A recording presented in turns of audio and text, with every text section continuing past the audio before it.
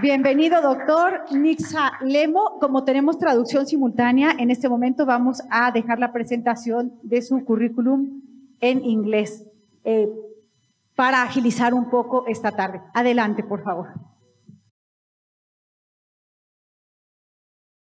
Muchas gracias por la invitación y muchas gracias. Primero que nada quiero disculparme. Tuve un accidente, me caí en la calle de Reforma en la Ciudad de México y me duele mucho la pierna y el muslo, así que si no me puedo quedar parado por el dolor, me tendré que sentar, así que no crean que estoy mal, simplemente haré lo mejor que pueda.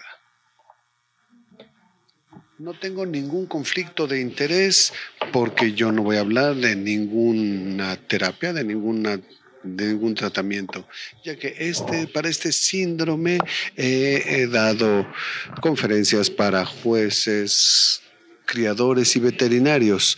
Y como hoy soy quien hablará de la enfermedad, todo el mundo habla de diferentes temas, así que hoy creo que esto es algo difícil para mí encontrar el nivel donde todos podamos entender cuál es el problema con este tema tan candente en el mundo de los perros hoy.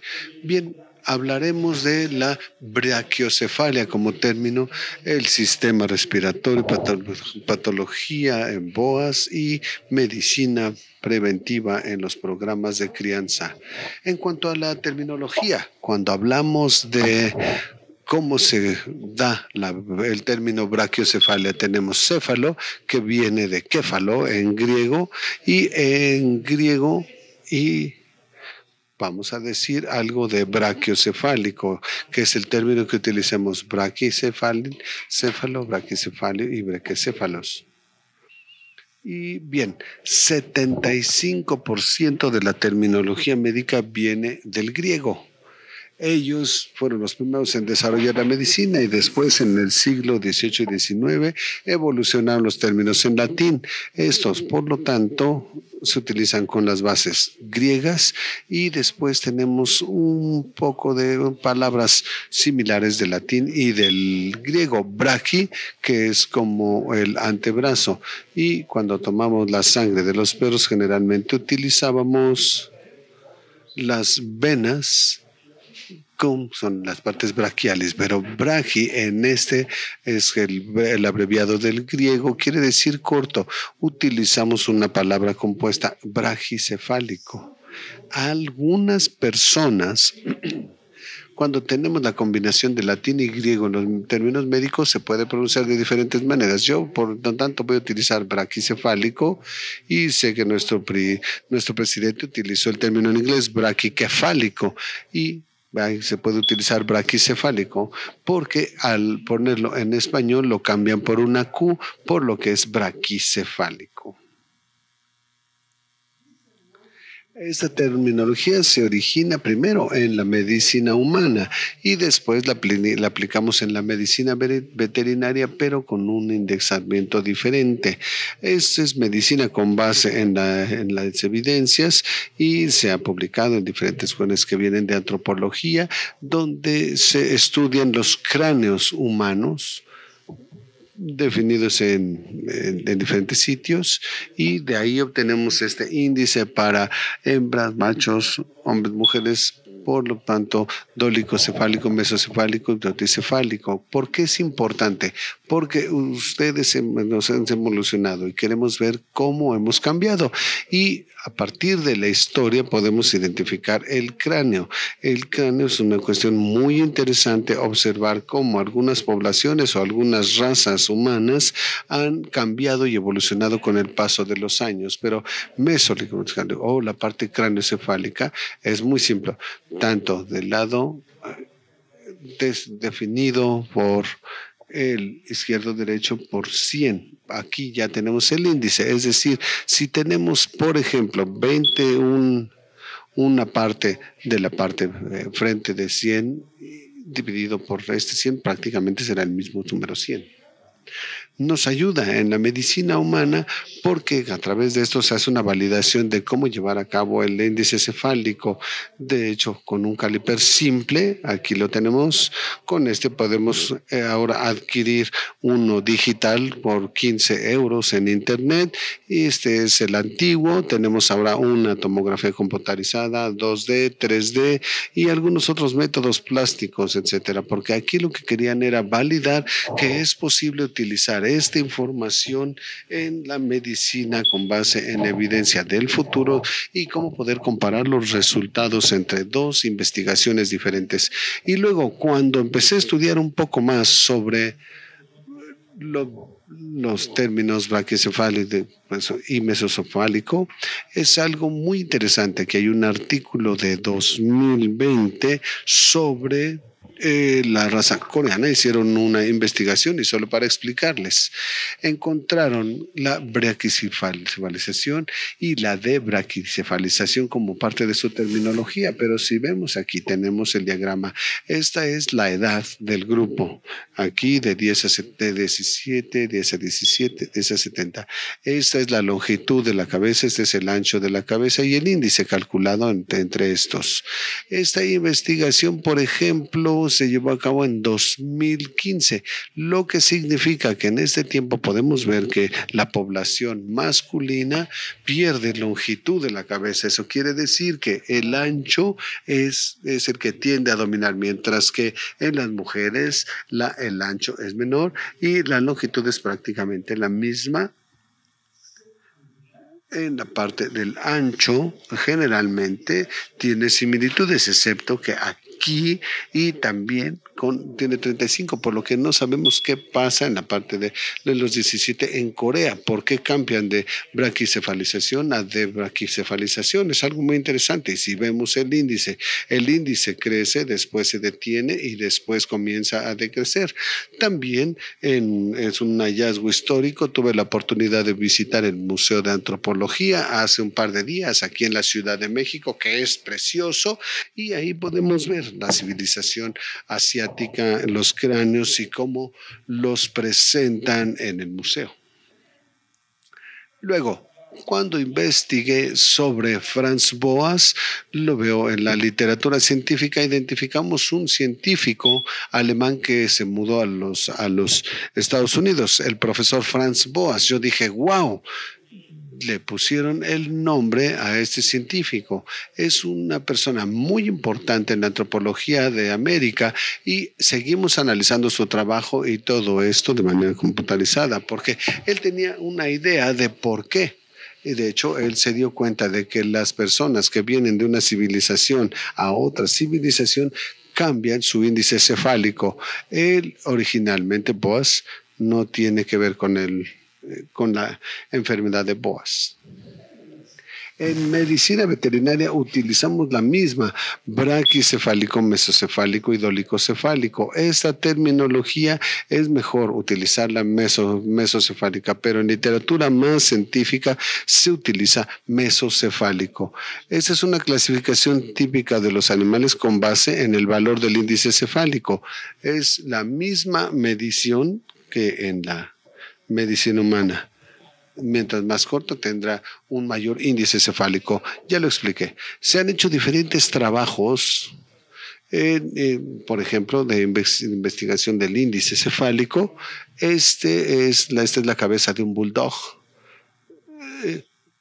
Post-mortem para investigación, donde midieron diferentes cosas. Se identificaron que también el ancho y el largo se pueden utilizar, pero para la parte de la longitud del cráneo se elige la punta de la nariz, tenemos la línea verde y la línea roja. Estas se comparan y se le llama el índice craneal. También se agrupa y se ha publicado en embriología e histología, un documento básico. Luego llegamos más en la literatura científica, donde identificaron en este trabajo de un grupo húngaro de Budapest. Es muy buen trabajo, ya que tomaron el mismo índice porque querían comparar las razas entre el índice cefálico y de qué manera reaccionan ante la presencia de extraños. Y simplemente identificaron que mientras los perros de cabeza más corta, más algunas razas más jóvenes, llevan más rápido el contacto visual con un humano un humano desconocido. Quizá pueda ser una razón por la que estos grupos de razas son más populares. Esto también es muy interesante y si tienen tiempo, yo siempre pongo los nombres de los artículos que puedan leerlo porque son muy buenas investigaciones que hicieron esos colegas húngaros. Excepto el que el índice cepal parece cefálico, también tenemos la proporción craneofacial que se mide en dos diferentes ángulos. Algunos científicos miden la longitud de la cabeza más con esta parte que es la longitud del cráneo en esta dirección, pero además podemos hacer lo que ya hemos visto antes, simplemente de aquí a acá, como poco tomando en cuenta la longitud del cráneo. Otros trabajos nos muestran que probablemente sería suficiente medir la longitud de la cabeza o del cráneo de esta manera, porque vieron el ángulo 3D craneofacial para ver el espacio que hay y cómo crece la cabeza hacia o no hacia en las razas brachiocefálicas, porque tienen diferentes magnitudes en comparadas con este ángulo en esta investigación. Después de todo, lo que tenemos después de nuestra selección, tenemos una amplia variedad de la forma de la cabeza en los perros. Esto comparado con los lobos mayores y de esa manera decidir cómo podemos ver la variación en las diferentes razas. Ahora, braquicefálico o el síndrome de obstrucción respiratoria o BOAS en inglés también se le conoce como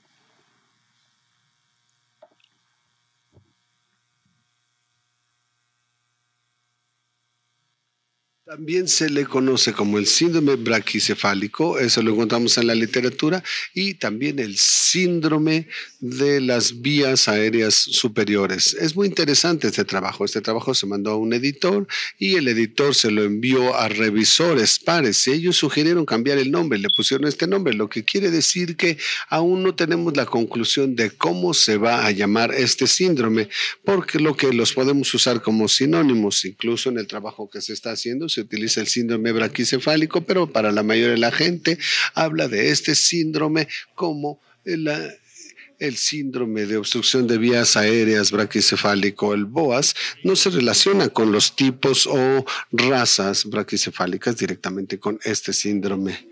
Pero ¿por qué le llamamos síndrome y no enfermedad? Por ejemplo, tenemos enfermedades parecidas en los caballos y en la historia le llamamos COPD, que es enfermedad obstructiva, han cambiado y lo llaman una enfermedad, pero como es un síndrome, se pueden generar diferentes síntomas sin una causa identificable. Por eso mantenemos la palabra síndrome para esta enfermedad. Luego agregamos la palabra de síndrome obstructivo braquicefálico. Si lo utilizamos, vamos a tener en estos grandes motores de búsqueda de la literatura científica, uno es PubMed y otro es RevoScience, así que si ponemos el síndrome obstructivo braquicefálico, vamos a ver que se han publicado 145 documentos sobre ese tema, lo que significa que esta terminología se utiliza en 145 artículos científicos, pero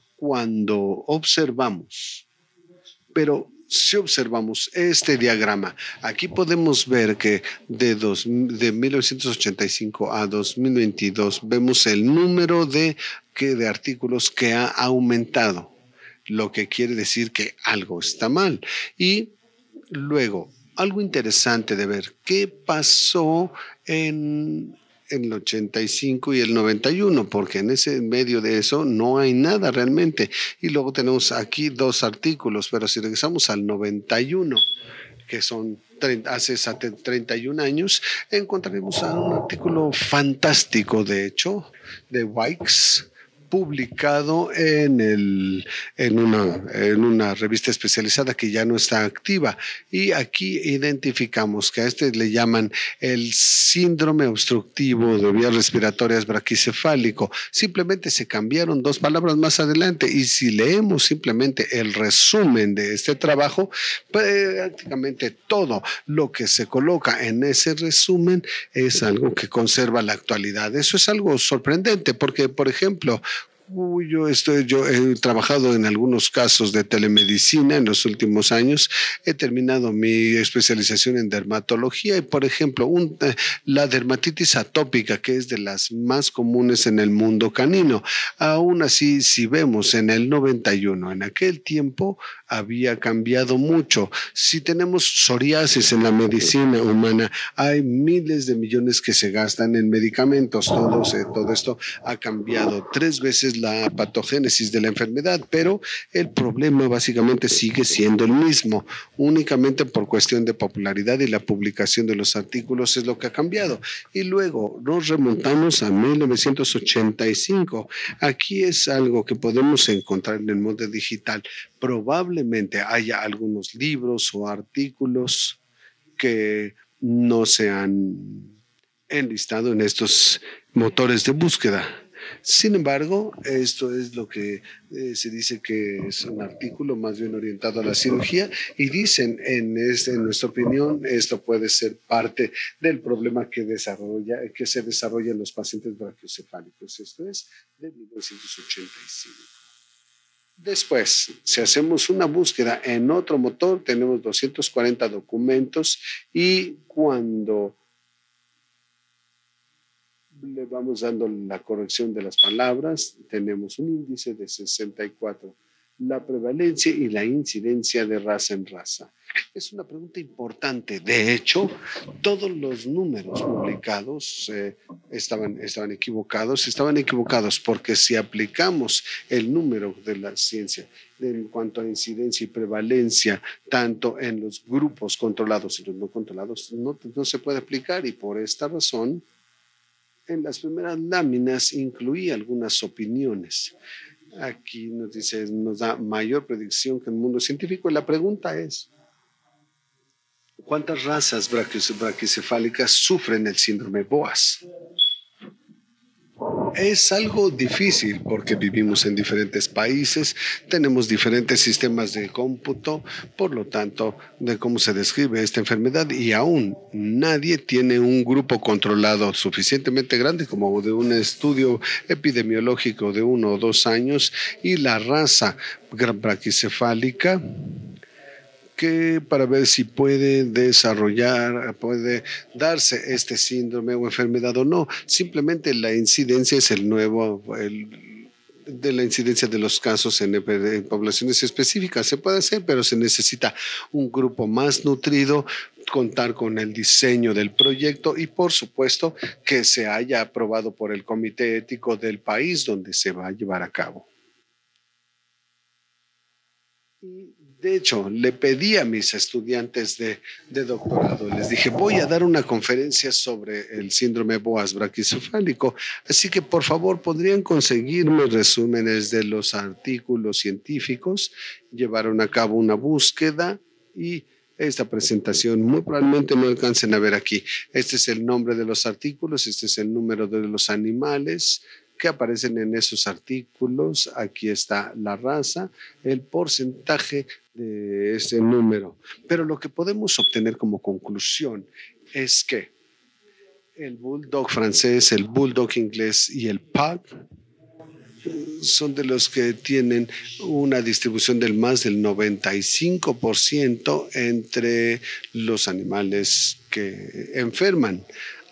Esto no fue una gran sorpresa para nosotros, ya que hay 4 o 6 razas braquicefálicas que ni siquiera se mencionaron en los artículos científicos, pero aún así son victimizadas por ciertos gobiernos y también por algunas compañías aéreas, y ponen a las razas braquicefálicas en las listas que no sabemos, pero no sabemos por qué. Así que sabemos que sí hay diferentes razas braquicefálicas, pero ¿quién decide por qué esta raza está en la lista de las que tienen prohibido viajar a bordo del avión. Ese es el problema. Y luego la gente nos pregunta en nuestras misiones científicas si podemos enlistar las razas braquicefálicas y no tenemos una conclusión, porque ¿qué podemos tener como base? La índice cefálica más la longitud del músculo y la longitud del cráneo.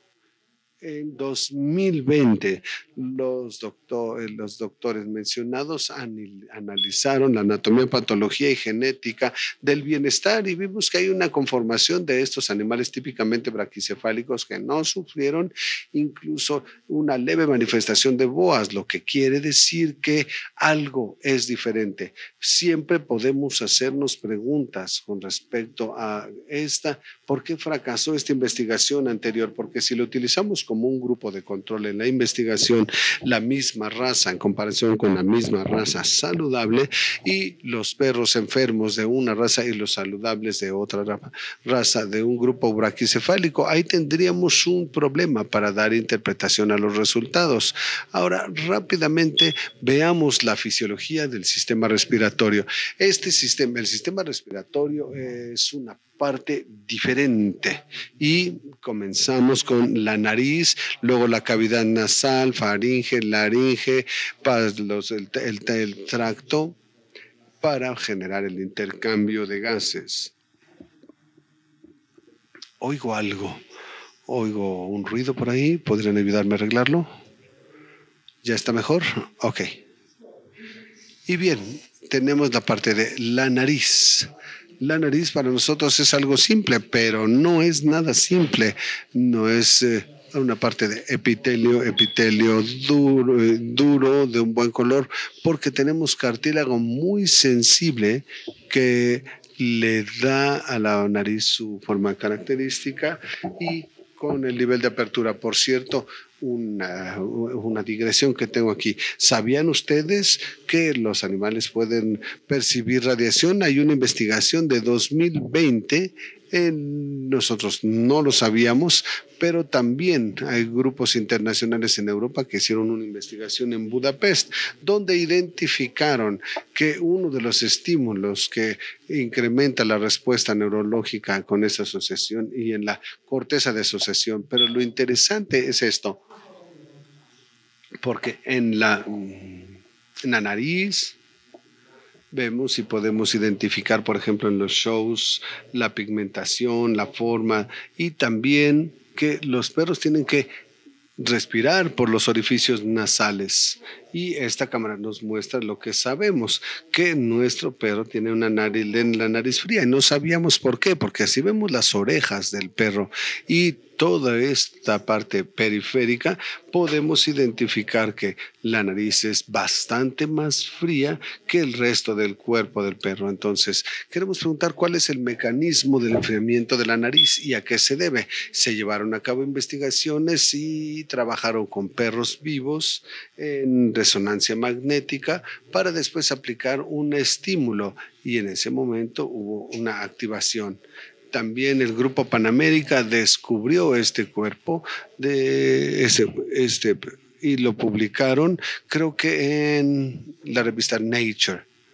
Así que la nariz es importante para los perros, pero vamos más allá. Aquí tenemos la nariz y aquí tenemos la cavidad nasal, que es bastante compleja, como sabemos, para los seres humanos. Cuando tenemos algo como inflamación o desviación del septum, cuesta trabajo respirar y lo mismo pasa aquí. Luego tenemos esta placa dura y después una placa blanda y después la cavidad nasal que divide de la cavidad oral. Ahora déjenme mostrarles más donde probablemente se vea mejor. Por favor, aquí tenemos que concentrarnos. Esta es la cavidad nasal y la cavidad oral es esta. Generalmente cuando el perro respira, respira a través de la nariz y cuando tomamos una foto, vemos una fotografía, siempre pedimos que los perros cierren el hocico aun cuando han corrido. Y ahí Entra por aquí el aire, va a la laringe y luego a la tráquea. Cuando el perro corre o tiene actividad, igual que los seres humanos cuando hacen deporte, abren la boca, pues necesitan más oxígeno y también tienen una cavidad oral, tienen faringe y si van a alimentarse, si la comida viaja al esófago, se abre la epiglotis. No respiramos, pero pasa por aquí. Es importante ver estos dos sistemas que conviven, el respiratorio y el digestivo. Aquí tenemos donde se entrecruzan los caminos.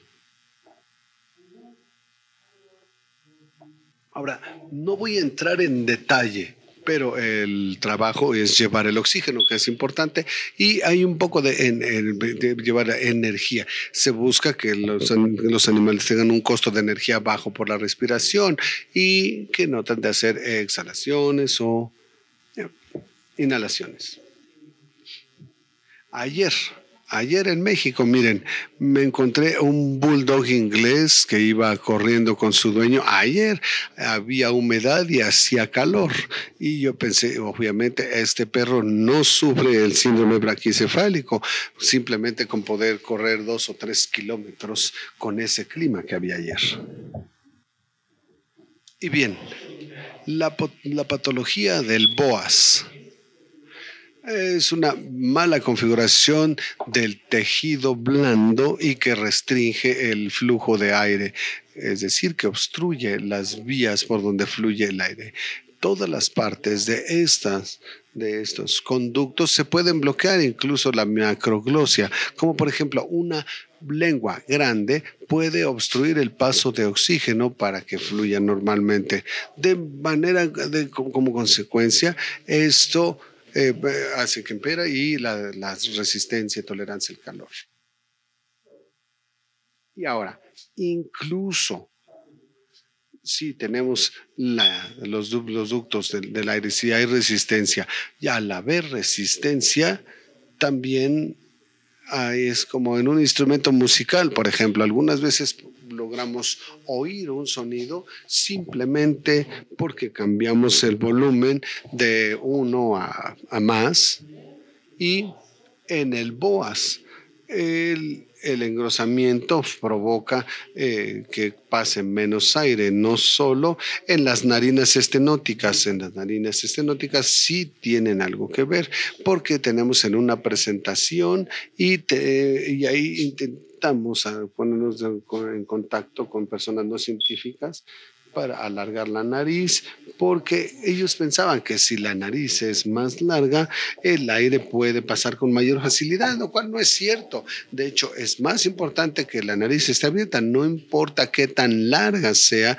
la cavidad, pero lo más importante es que una nariz estenótica puede bloquear las fluctuaciones del aire y veamos, el riesgo de BOAS crece 20 veces en el bulldog francés de moderado a severo por las narinas estenóticas.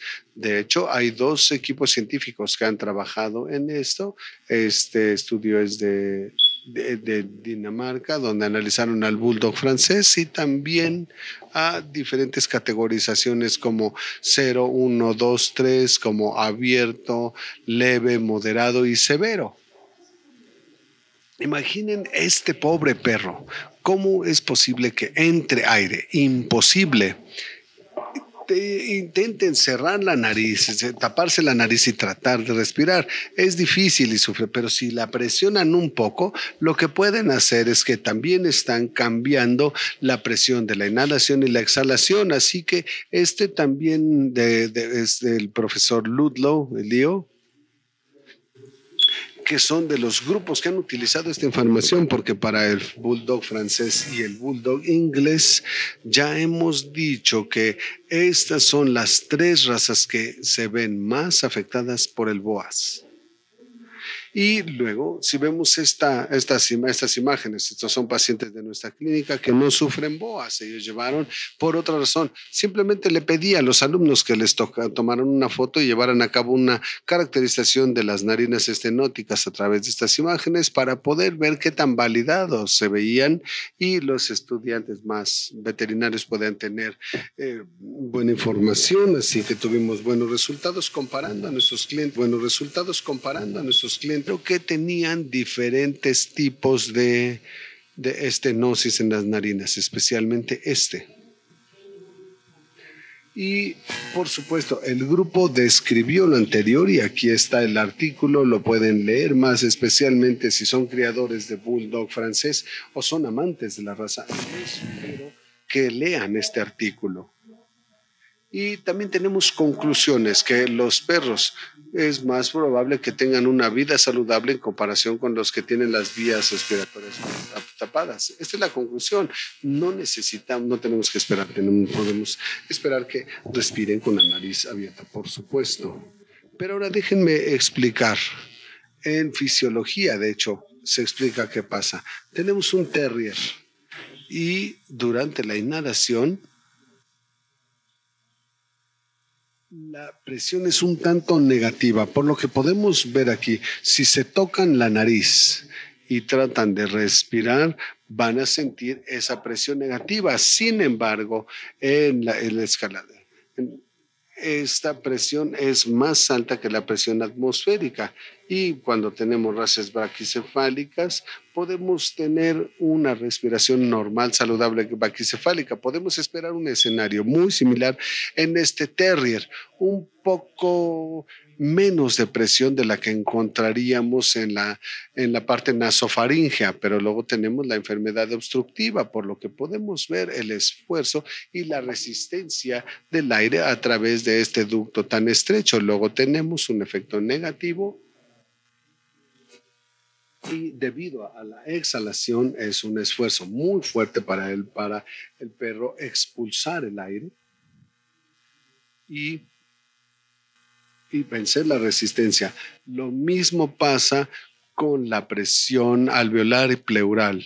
Sí, esto puede significar que el perro que tiene algún tipo de obstáculo en este ducto va a sufrir porque, como decimos en fisiología, no se requiere que haya esfuerzo para respirar. Imagínense, por ejemplo, que tienen gripa, cómo nos sentimos y cómo no podemos tener entre respiración y exhalación, ver cuánta energía se necesita y de hecho no tiene que ver con infecciones bacterianas o virológicas.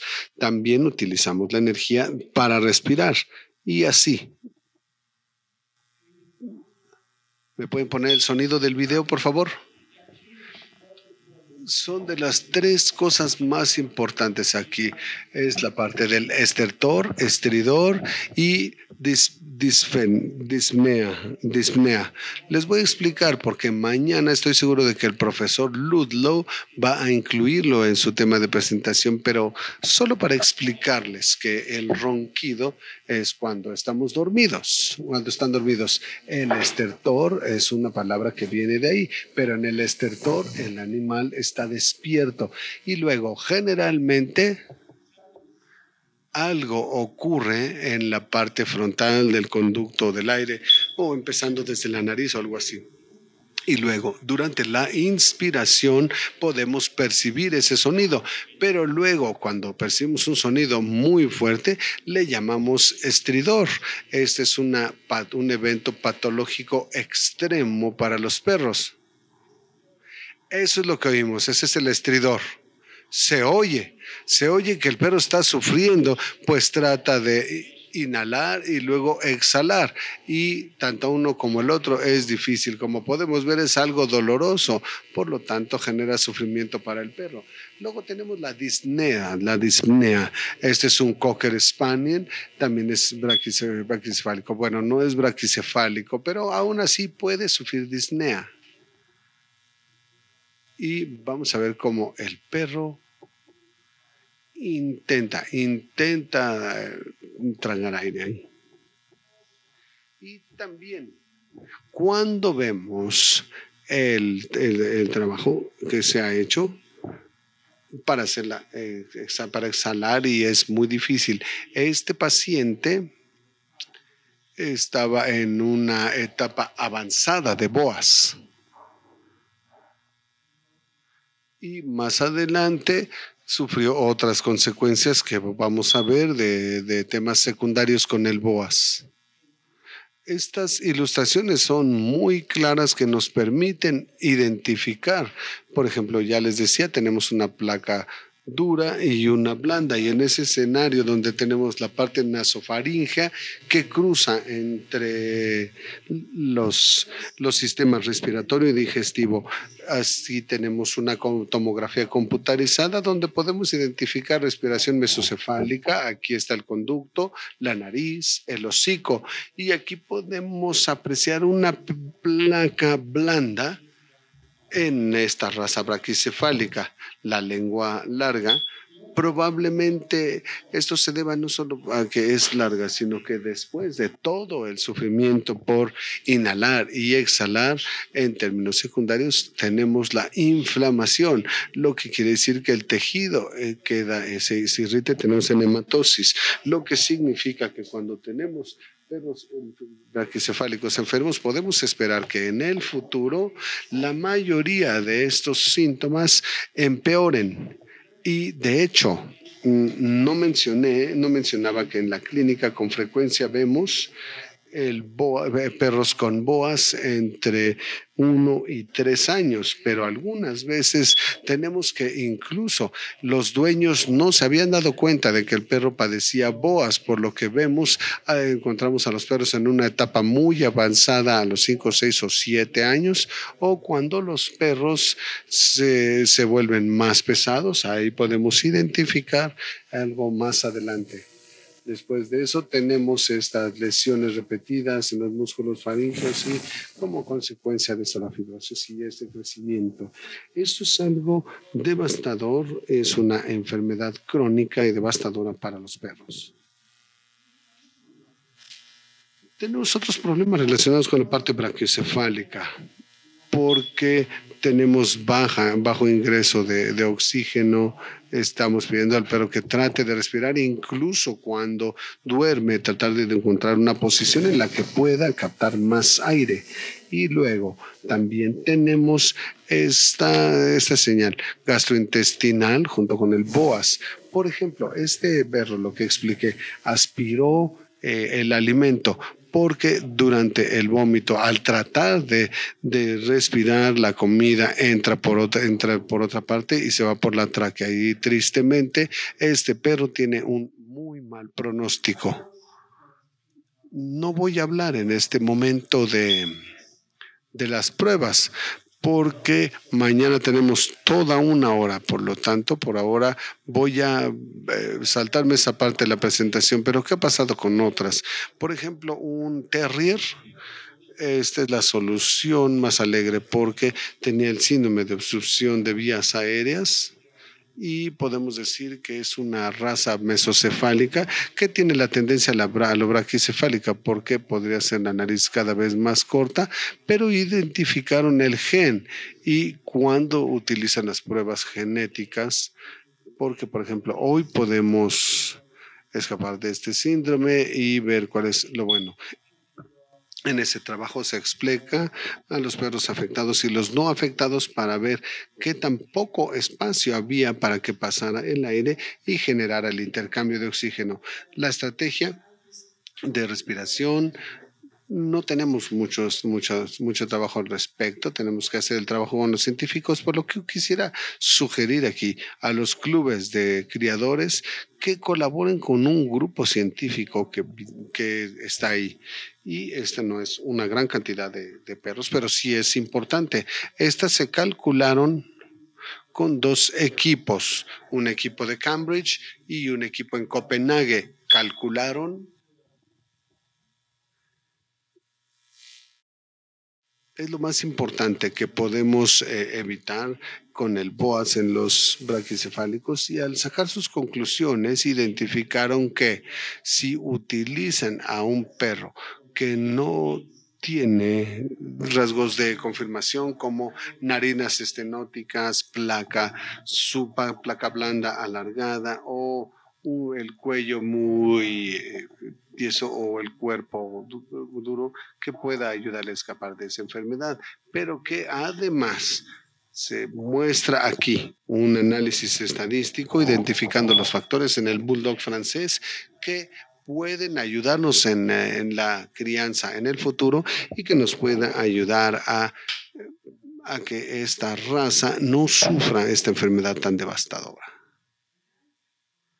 Y para el último, yo no tenía conclusiones al respecto porque ustedes pueden sacar sus propias conclusiones. Solo quisiera hacer algunas preguntas desde la posición de los criadores. Ellos se preguntarán, ¿quién puede diagnosticar el BOAS? Yo les diría que solo los veterinarios, porque sí podemos hacer pruebas, podemos hacer todo, pero hay diferentes diagnósticos que podrían hacer que de manera temporal el perro no pueda respirar o que haga ruidos extraños. Hemos tenido algunos casos en los dog shows donde los bulldogs franceses están listos y hacen sonidos muy chistosos.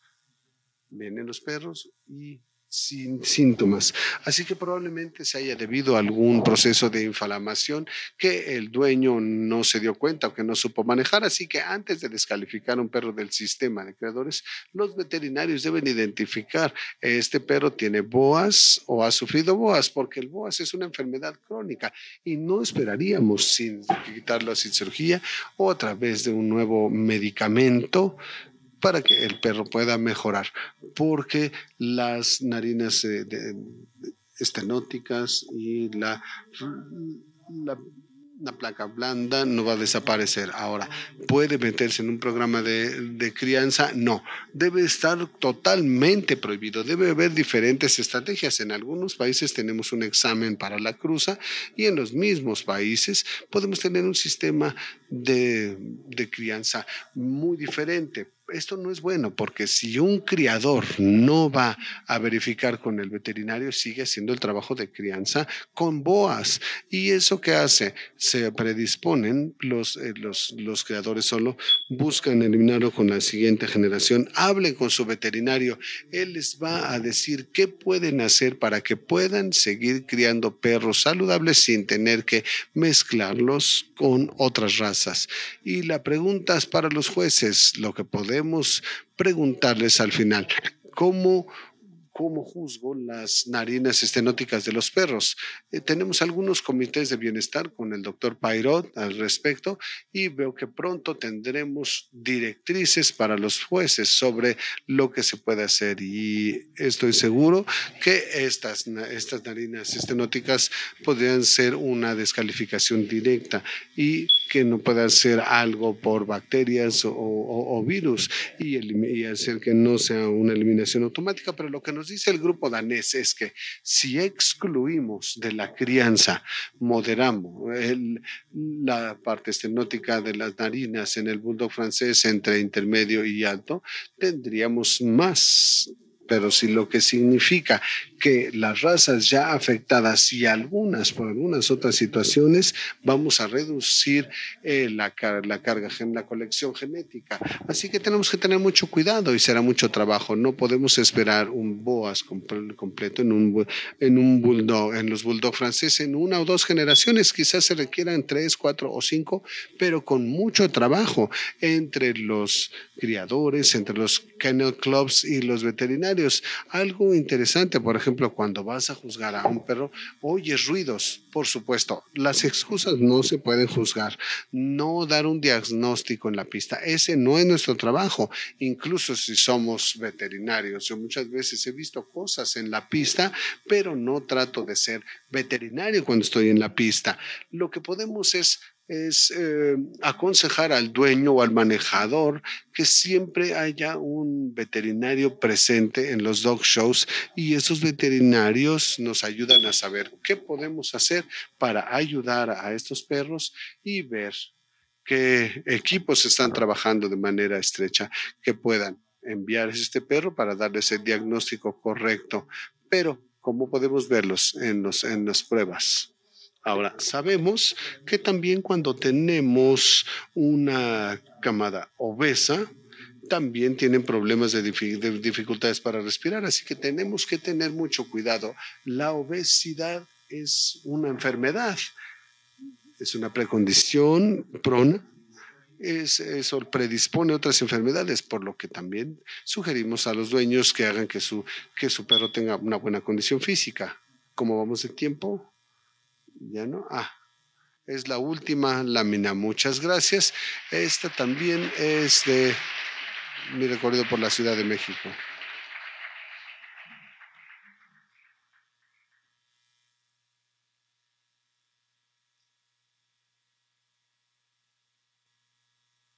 Let's now start with the Q&A session.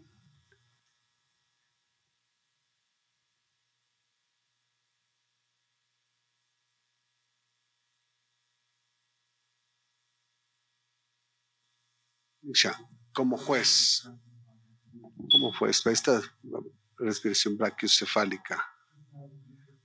Como juez, muchas de estas razas braquicefálicas que me toca juzgar con frecuencia, oigo que respiran con dificultad, tal como lo dijiste, no tenemos que diagnosticar nada. Entonces, ¿qué hago?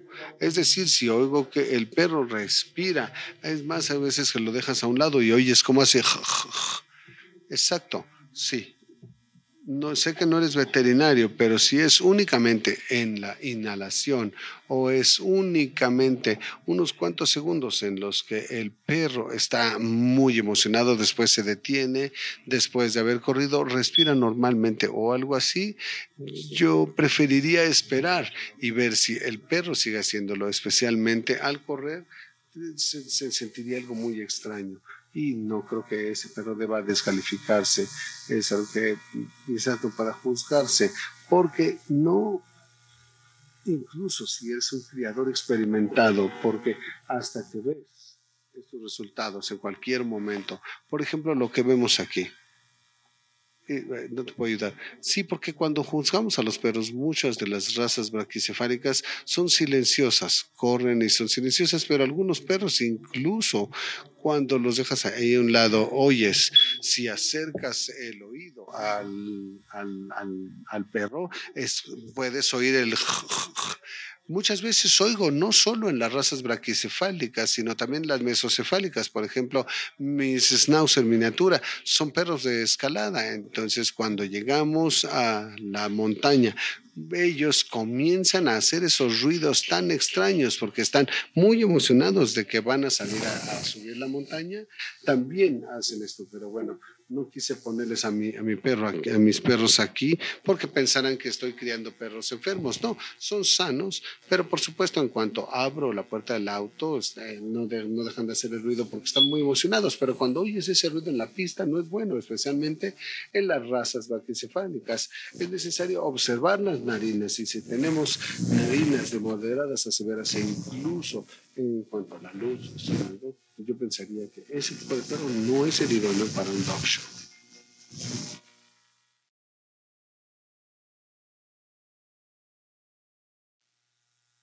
Hola, yo tengo una pregunta. Hay una característica anatómica en las razas braquicefálicas que no he escuchado que se mencione con el boas, pero me pregunto si también puede tener un impacto y es el ancho de la mandíbula. El ancho de la mandíbula o la quijada para las razas braquicefálicas también tiene un impacto en el boas. Sí, todo lo que tiene que ver con el paso del aire. Sí, yo soy criadora de bulldogs, claro, lo sé. Y bueno, yo veo que tengo más problemas con la estrechez de la quijada en lugar de con el ancho mayor.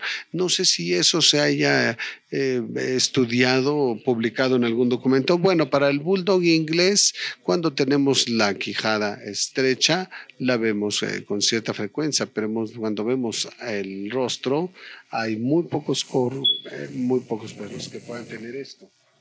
Y luego, creo que el problema también tiene que ver con la lengua, porque cuando tenemos la quijada estrecha, la lengua no puede acomodarse de manera normal y bueno, si es con el bulldog inglés, puedes abrirles el hocico y algunas veces podrás identificar los dientes que no se ven porque la lengua lo desplazado, por supuesto, cuando la lengua es muy grande y la quijada es estrecha, eso provoca una obstrucción en la cavidad oral. Tengo una pregunta y por cierto, excelente presentación, muchas gracias. Quiero preguntar la parte semántica y el lenguaje. En la revisión que hiciste de la literatura, identificaste que en la literatura un término realmente no se ha resuelto, pero cuando empleamos el término BOAS y ponemos el término braquicefálico, sabemos que hay perros braquicefálicos que no padecen este síndrome y los mesocefálicos que sí lo padecen. Así que nos estaremos generando un problema que los braquicefálicos, que realmente no se relaciona directamente con el síndrome, simplemente es un colaborador. Esto no podría generar una percepción negativa para todas las razas braquicefálicas cuando podría ser o no ser tal vez de enfermedades de algún perro, una raza en particular. Bien, en cuanto a la anatomía del sistema respiratorio, cualquier perro puede sufrir extracción. En la medicina humana es un problema enorme. Se ha hecho más investigación sobre los síndromes obstructivos y también tratan de identificarlo y también hay problemas con apnea durante el sueño, etcétera.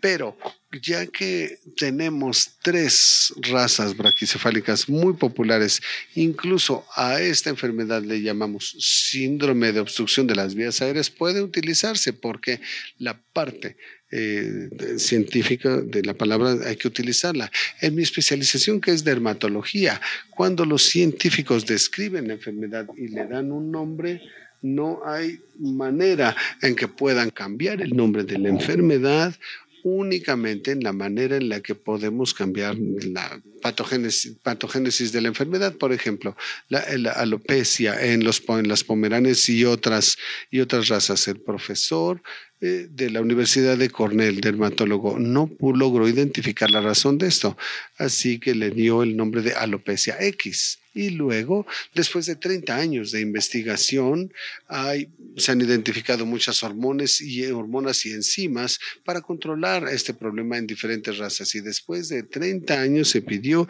al doctor que viniera a dar una conferencia en Europa y dijo, es momento de cambiar el nombre de la enfermedad. ¿Y sabe qué dijimos? No, claro que no, porque ese es un grupo de científicos y ya tenemos 3 diferentes nombres para la enfermedad y sabemos que en la medicina equina tienen la enfermedad obstructiva y lo dividen en 2, como que los jóvenes que sufren asma como al año y medio y los de más edad tienen enfermedad obstructiva. En el futuro habrá más investigación, grupos de control más grandes y la observación de que porque aquí la pregunta más importante es ¿qué hicimos mal en el programa de crianza?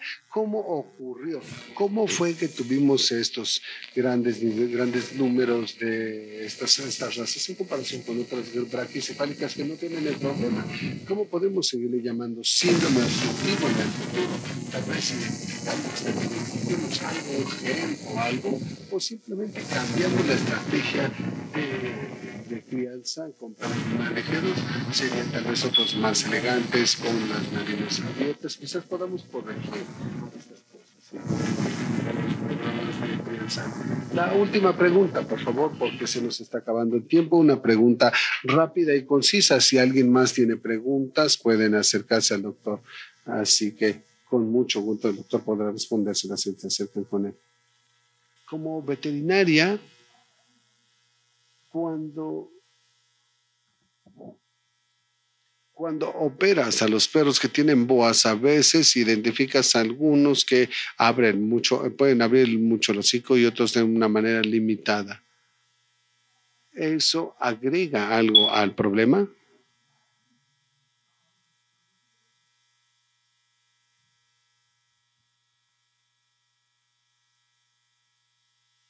¿Qué raza tienes? Bulldog francés. Sí, bulldog francés. Bueno, las razas braquicefálicas, y conforme lo que vemos en este estudio de radiología, donde se ve la posición de la quijada, al hacer el trabajo en dermatología y ver las causas, en la mayoría de las razas braquicefálicas no es posible abrir la quijada como se puede hacer con los dodecocefálicos o mesocefálicos, porque podemos ver en esta imagen, vemos que la quijada no tiene el ángulo adecuado cuando se abre el hocico por completo. I want to thank the FCI board members for giving Mexico the opportunity of having this important World Congress for Welfare and Health for the dogs worldwide. We are really pleased and thank you so much for giving us this great opportunity. And also I want to thank all the speakers from all over the world who participate in this great event. Thank you.